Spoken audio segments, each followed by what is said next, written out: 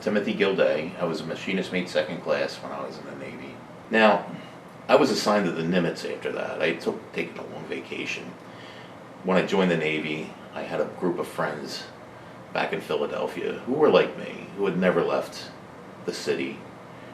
They just did around the neighborhood and get jobs where they could, and we'd hang out in the corner at night and drink beer. And I was gone for about a year and a half. I finally got to get back home, and my same friends were still sitting there in the corner drinking beer, just happy to see me as if nothing had changed. And I thought, oh my goodness, I'm so glad.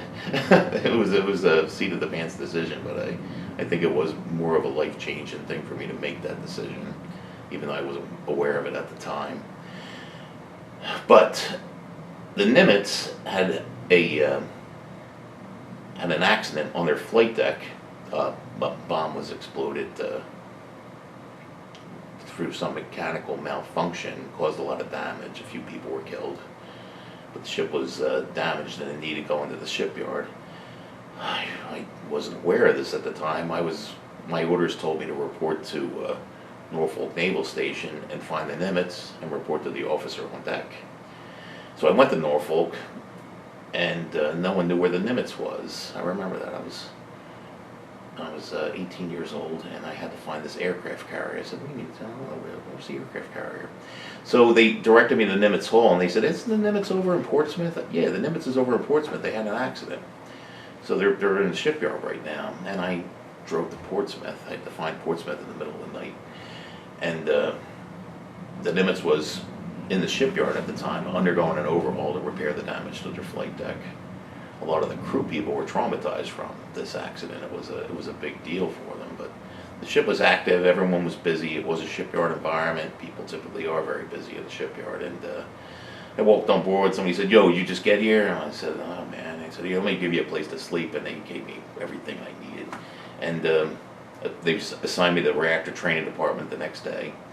I spent the next 8 weeks studying a power plant that was quadruple the size of the submarine plant I trained on. The equipment I was used to, I would used to be able to imagine myself carrying was bigger than my house all of a sudden, and in quadruple, the reactor was much more complicated. It was really pretty overwhelming. Basic principle of operation was the same, but everything was bigger. There were more people. It was louder. It was a very a very daunting expedition for a young kid trying to learn what's going on.